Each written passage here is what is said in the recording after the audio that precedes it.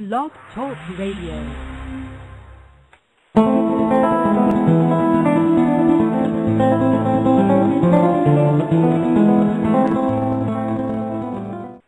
Good afternoon. This is Chad McDaniel with Execs in the Know. I hope everyone's doing well today. I'm looking forward to today's show. We've got quite a number of different guests that are going to be listening in to today's episode. Real excited today's topic because it has a lot of different relevance and needs that we hear about data, customer insights, and really want to try to tackle that. Let's get on the show because we've got a great topic today about customer insights and data.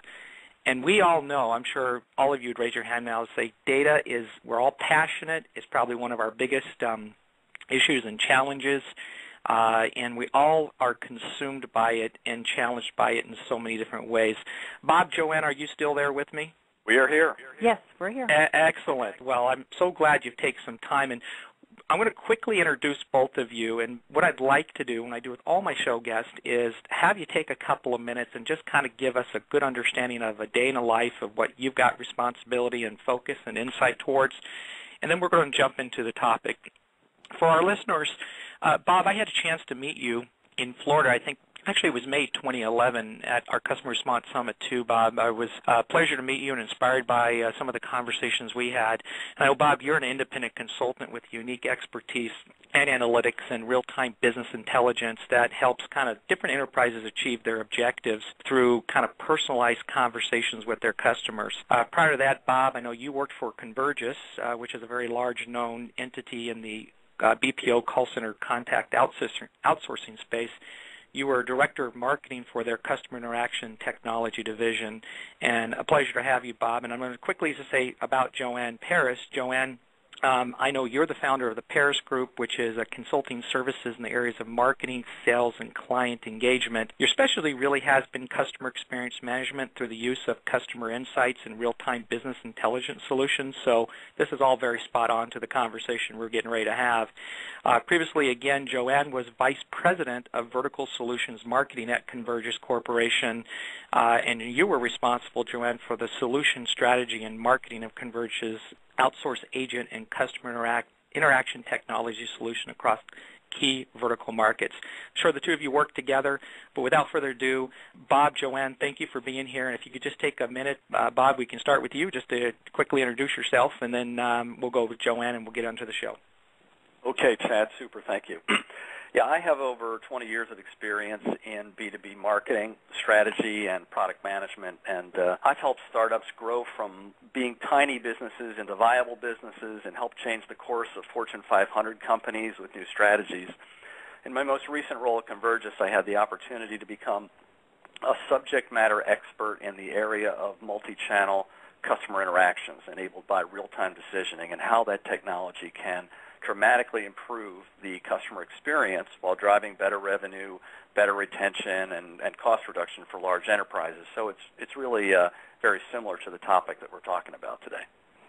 Joanne? All right, great. And thanks, Bob. And thanks, Chad. And we're so excited to be here and have the opportunity to share some of our knowledge and experiences around this topic, customer insights, and we'll talk about big data and how you can even use that data in real time. But as you mentioned, I led the team responsible for the solution strategy and the marketing of both our agent and our customer technology solutions at Convergys. And this included a portfolio that enabled personalized interactions across channels that helped the Fortune 500 companies that we worked with meet their needs of their customer base, which, as we'll talk today in the call, is increasingly, they're getting more and more sophisticated, as we all know. And in addition, just prior to Convergys, I've had over 19 years of experience in customer care, technology, and telecommunications. And while in those different functions, I dealt in sales, client management, marketing, and product strategy. So again, very excited to be here. Well, good news is we're dealing with some really smart, relevant, real-time people here. So, Bob, Joanne, thank you so much for taking your time here. We've got a number of callers that have dialed in. Thank you. We've got a number of people on the chat monitoring board. Again, we're going to take questions throughout the show. If you are on the live caller, you can press 1 on your telephone handset. We'll be happy to bring you in. Also, all episodes, the good news is they're all recorded, so if you don't get all the details at the moment as we're going through the show. You can listen on demand as soon as we finish the show, and you can share it within your community as a network group, and many ways to do that through LinkedIn, Twitter, and other social channels. I'm going to start out real simple here and ask, I got to throw this out there. What is big data? I mean, I hear big data, but for layman's term, I want to put this all into context because we're going to dive into data. We're going to dive into customer intelligence and customer insights. But when we're talking big data, what does that really mean? And that's going to set the stage for the conversation. Chad, I'll take that. This is Joanne. But it's a hot topic these days. I think everyone on the call probably has seen, different articles written about big data. You see the term big data being used constantly on different things being sent to you. Most people use it generally as to describe a large collection of data. But it's interesting, if you look at Wikipedia and look at the official definition, it really talks about a collection of data sets that are just large and complex, and that it's difficult to process using typical database management tools. And really what that's saying is that in the past, we just haven't been able to leverage all of that data and to do something meaningful with it based on the tools that were out there. But that's changing, and we'll talk about it. But today we're going to discuss customer insights. So when we talk about big data, we're going to be talking more about customer data. So I want to make sure everyone on the call is aware of that. As you can imagine, big data is a term that's used in all different types of industries for all different types of data. It could be manufacturing, it could be operational data. But today we're going to be focused more on customer data. Customer data is one of our most challenged areas, and I'd love to hear from our listeners and leaders either on the show or individually. You can reach me, Chad, at execsintheknow.com. Any unique stories or things you're doing in that area, because it's such a need area for a lot of us in different reasons, and some of the successes that are going on out there and some real-time pain and struggle. Love to talk with you individually and learn a little bit more about those successes. But thank you for that clarification, Joanne, and that does set a little bit of the stage in my own knowledge of when we say big data and the terminology around it. Let's jump in. And why does big data has become so important recently, or the shift has really happened in the last, let's say, 3-5 years? It's always been there, but really a big momentum afoot going on with data analytics, customer insights. So why has this become so important recently, and some of your thoughts there? Well, let me start that one off if I could.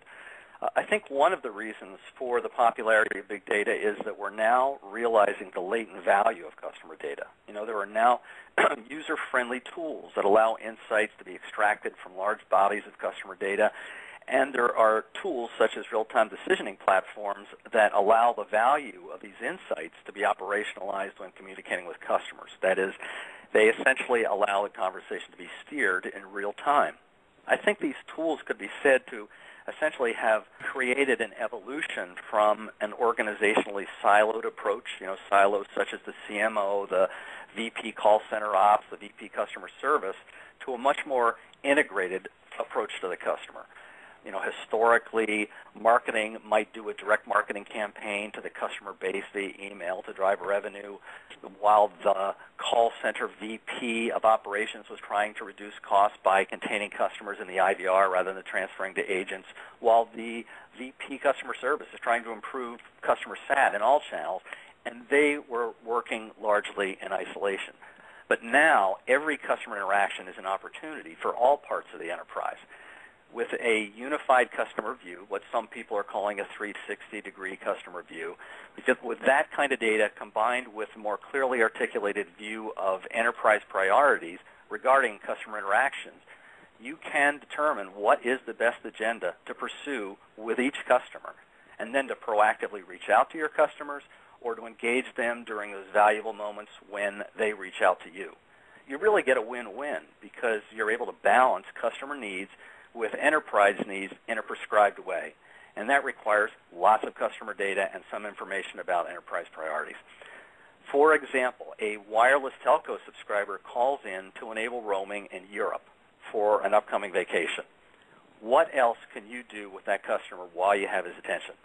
Well, does the carrier have a recognized attrition problem, or is this customer potentially an attrition risk? Does the carrier just want to drive revenue?